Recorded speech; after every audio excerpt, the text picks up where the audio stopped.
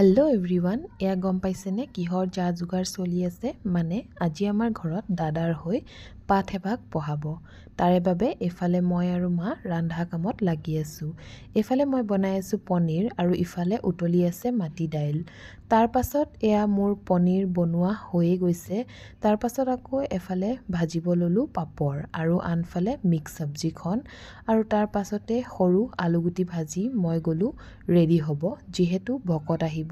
সেয়েহে মই চাদৰ মেখেলাযোৰ লগাই ল'লোঁ। তাৰ পৰা এইফালে ভকত আহিছে আৰু দাদাই ভৰি ধুৱাইছে।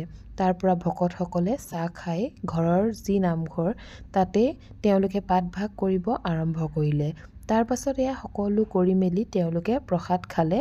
তাৰ পৰা এয়া মই পনীৰ বাঢ়ি আছোঁ আৰু মায়ে তেওঁলোকক যি খোৱা বোৱা আয়োজন কৰা হৈছিল তেওঁলোকক খুৱাই বোৱাই ল'লে আৰু তাৰ পাছত তেওঁলোক ঘৰলৈ বুলি গ'ল।